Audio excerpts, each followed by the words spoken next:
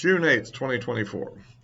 Well, I guess we've seen how Biden handled the uh, D-Day 80th anniversary speech. And of course, he seemed to bring up a topic in there, which is going to be the topic of this video, and that's the ongoing issues related to and surrounding the Ukraine war as developments occur. And there are several different aspects to it. Of course, one has been this debate over the use of U.S. weapons to strike inside of Ukraine territory. The other has been, of course, what's going on in the actual war itself. And, about a month ago, on the 10th of May, the Russians launched an offensive in the Kharkiv region, of course, and we can now kind of come to some conclusions about what was going on with that as well. So, at any rate, and of course, then there's been some discussion from the Russians about various threats, so the nuclear issue, or is it real or isn't it real, and so forth. So all this has been kind of going on, and so I'll try to kind of cover many of these topics here. I guess the first thing that we can say about the offensive that started on May the 10th is I think it's pretty clear cut now that it was a feint. In other words, as I said even in my video on that some time back, I was definitely pretty sure they weren't trying to actually take the city of Kharkiv, because it didn't look to me to be a reasonable military maneuver. And in fact, what I think they've succeeded in doing is to lure the Ukrainians to deploy a lot of their available reserves and even weakened forces that weren't reserves to stop this encroachment in the north. And now they're apparently in the process of launching or trying to launch a counteroffensive. And of course, this is what led also to the whole issue about use of U.S. weapons in Ukraine. I guess everybody else says, well, everybody, but Italy didn't say so. But most of them were kind of had provided these weapons, so yeah, that's a good idea or something. And of course, what led to that, I think, is the fact that previously the offensive operations were coming out of what's called the occupied areas, that is to say, areas of the rebellious oblasts of Ukraine that the Russians were operating in, and so you didn't have to strike inside of Russian territory itself to hit logistical nodes and troop concentrations in the rear. There were enough of them in the actual Ukrainian sovereign territory for that. But here, the artillery and the support is coming literally into what's internationally recognized as Russian territory. And apparently, this has been considered as a bit more sensitive issue. A lot of these red lines have been put out there, in fact, are actually been self-imposed by the U.S., which has led to a variety of controversies and so forth. But essentially, that's the reason why this has become an issue. And so far, I guess the U.S. position is basically that they can make tactical strikes in that region to defend against what the Russians are encroaching on there, but that they shouldn't go any further, and definitely, I guess they shouldn't bring up ATACMS and launch the maximum range of 300 kilometers from wherever they're launching from. That would put them at least about 250 or maybe even more inside of Russian territory. So anyway, that's what that's all about, and that's led to a variety of negative attitudes from Russia. You always have this weird cacophony from Russia on this stuff. You have people on their talk shows and spokespeople, many of whom have no real political authority, but given the fact that at least the prevailing viewpoint in the West is that this media is controlled, it would seem to have some official sanction to say these things. And there's all talks about, the use of nuclear weapons and blowing up Western cities and all this kind of extreme statement. But that rarely emanates directly from Putin himself. In fact, he was asked about this, and he kind of gave a non-denial denial. First of all, he kind of lashed out at the idea that they were asking the question, and then he pointed out that this was a very grave matter, Then he indicated he really understood the weapons that would be used. He understood his tactical weapons and what the yields of the warheads were, somewhere in the 70 to 75 kiloton range, which isn't exactly a small bomb. He pointed out that was a lot bigger than the ones on the Hiroshima and Nagasaki. Um, so, so the guy seems to be in the loop on things nuclear. Like a lot of political figures in the U.S., which I don't think actually understand their forces and how they work. But then he basically, while seemingly to put this thing down, then he says, well, yeah, we do have a nuclear doctrine, and we're going to operate according to that. Now, of course, that could be in reference to another issue, which is the attacks on the two radar stations, which cover the southern, basically would cover SLBM attacks from submarines in the Indian Ocean. And so that could be why he mentioned the doctrine, because the doctrine would apply in that scenario, attacks on warning systems. So anyway, but if you like these videos, please give me a like. I certainly appreciate that. Looking for more subscriptions as always. And if you're not on YouTube, to subscribe. And if you're a member of Rumble and see this through some of my posts on social media, you can subscribe to me there. All the information is in the description below on how to do it. Yeah, so anyway, so that's kind of how that is at the moment. There's also some talk from Putin about some kind of asymmetrical response, like, well, maybe since you like to provide weapons to people that attack our country, maybe we'll provide some weapons to people that attack you. I don't know. What's he talking about? Mexican drug cartels? Is he talking about the Houthis or some terrorist groups inside of Syria that might attack some of those bases we have there? Or is it all just another bluff? Maybe something in Africa. All possible. Whether that would be effective or not, I had thought prior to this that what they might be considering would be something else, because there was some discussion on some YouTube sites that seemed to listen to the Russian side a little bit, that they were talking about going after drones they're flying over the Black Sea, and so that could be that those global hawks that we have, which are probably providing targeting data for some of those sea drone attacks on the Russian Navy and maybe bombing of bases inside of Crimea. And of course, one interesting maneuver for the Russians would be to shoot down those drones. After all, I mean, the Houthis are shooting down Reaper drones in their conflict. Iran has shot down a global hawk. We didn't do much about it, although Trump was on the verge of doing it, but then he decided not to. And after all, it wouldn't kill any U.S. personnel. And so it's not quite, it wouldn't be an attack on a NATO country directly, although you could try to interpret it that way, but I don't think they would.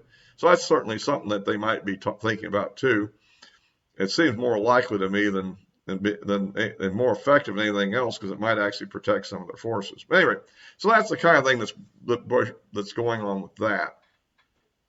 But let's get back to the big issue, is the war itself. As I say, the Ukrainians are now apparently starting a counteroffensive against those little incursions north of Kharkiv, which have attracted, sort of like flypaper, a lot of brigades and organizations from the Ukrainian military up there. But what's happening south is that the defenses of the southern front line have been weakened. The reaction forces that they would normally be able to throw in to launch counterattacks are up there in the north. And so the Russians are slowly but surely throughout the last month been just eating away at the at various defensive locations that Ukrainians have all the way through the Donbass and a few of them even in well, I don't think they're doing too much in Zaporizhia, a little bit there, but mostly in the Donbass, which I think is the area that they're most interested in capturing before any kind of a peace deal would be made, if anybody's trying to make a peace deal. Where the other areas are probably not as interesting to them. So anyhow, that's kind of what's been happening, and the Russians, that part of the Russian offensive is going forward in its methodical way. There's nothing dramatic. It's certainly not a blitz. It's just a tree line by tree line, town by town, village by village, all sorts of local attacks that are going forward, and the Russians are winning in those things more or less, and have been for the last month or so, and as well as earlier. And I think this is helping that Chasiv area, for instance. I think they're making encroachments there. It's meticulous, block by block stuff, but they're doing it. And they're continuing, even in the north area, they've drawn these units in and they're continuing to pound away at them with their glide bombs and inflicting probably fairly heavy casualties with artillery and so forth.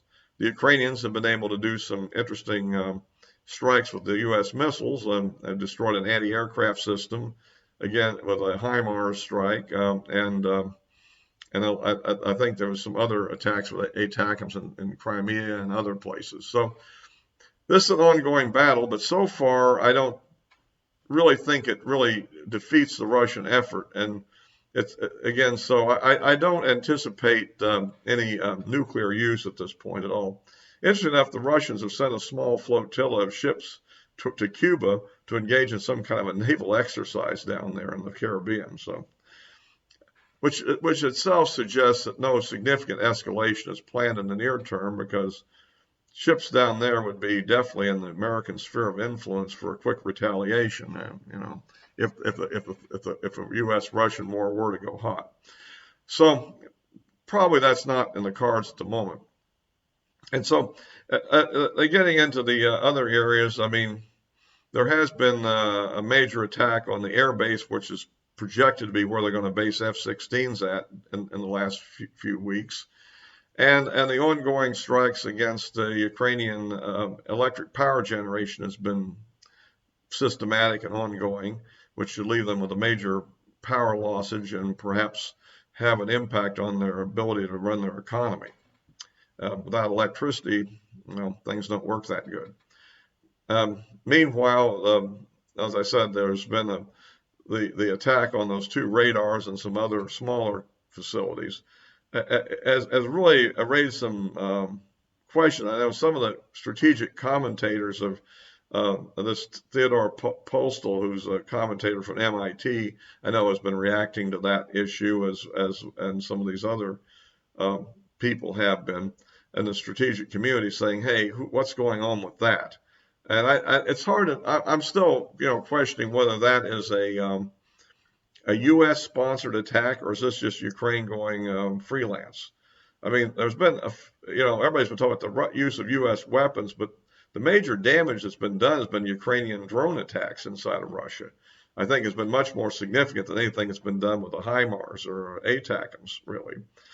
And because those things have been done in depth, it's unclear again to me how many of those are basically infiltrators that have got inside of Russian territory and launched shorter range drones, and how many are long range planes controlled all the way from Ukraine. I mean, and that's a little bit up in the air. That there was one case where we know it was some more than one. There have been cases where we definitely know it was from Ukraine because they were just like a private airplane rigged with explosives that flew into a facility. Some of the smaller ones are less clear cut.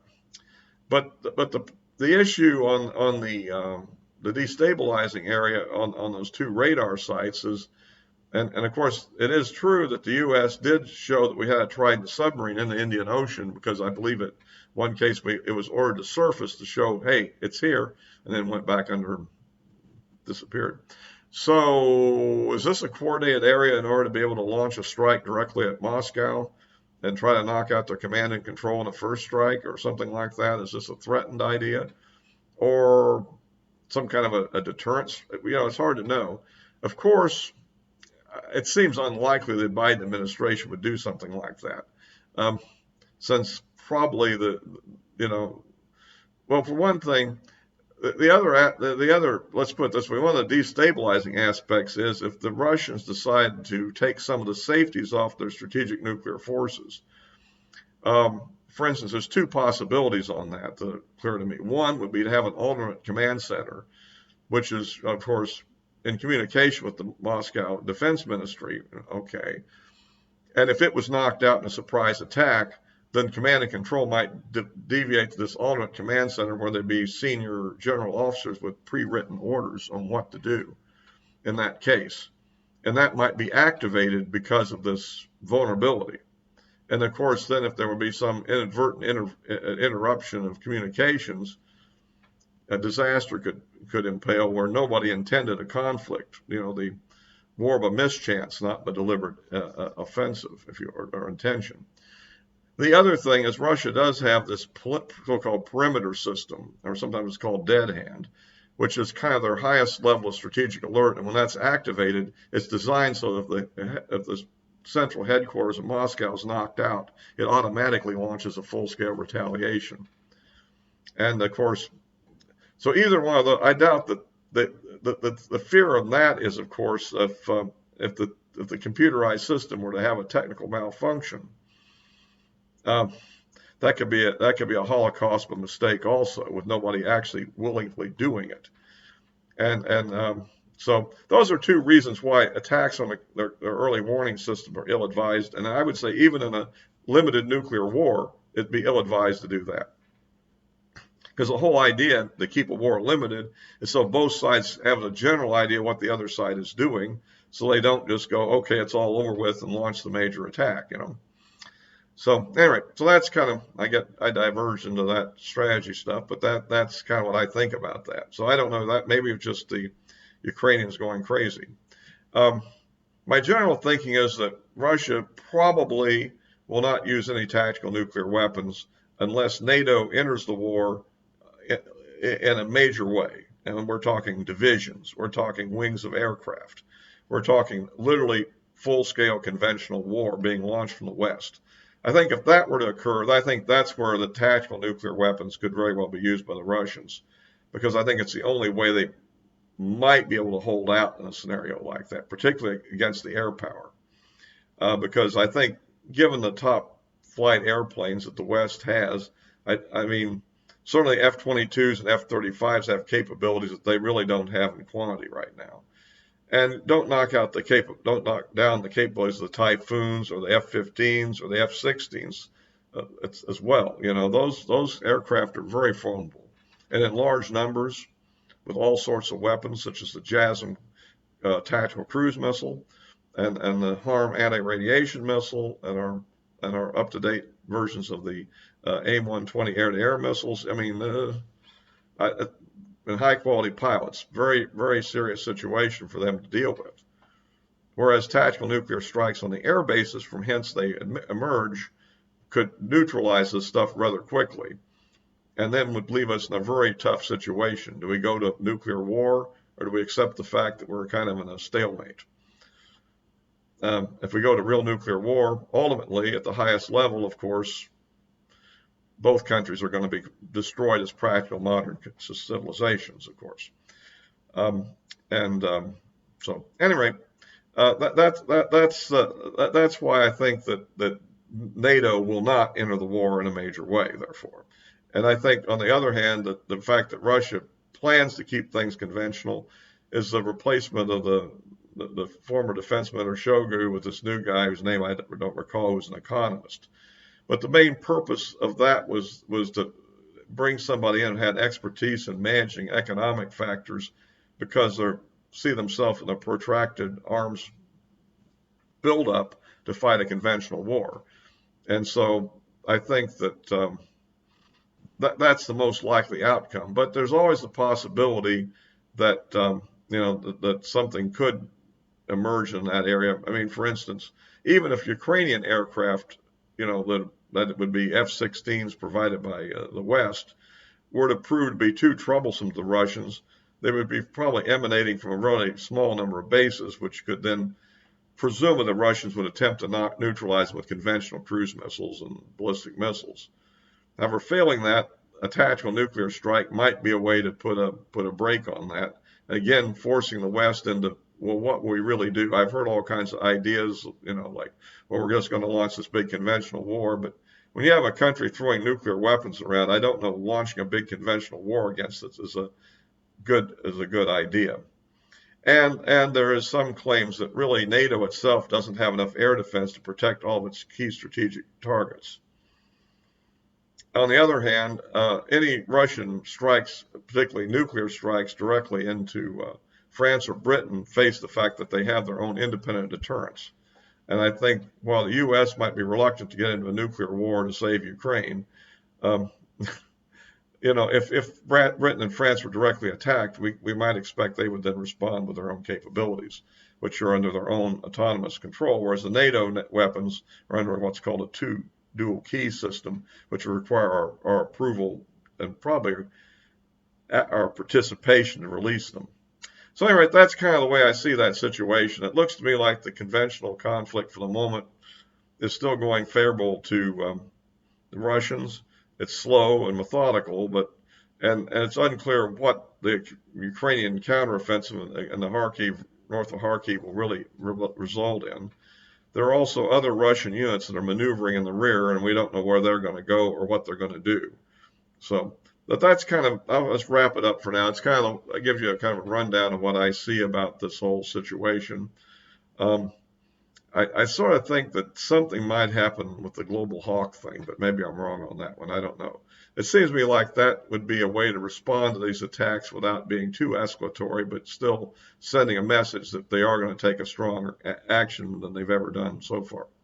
So all for this time, of course, I'll be posting this on Rumble, as I mentioned before, and the addresses of my social media accounts are in the description below. So it's all for this time.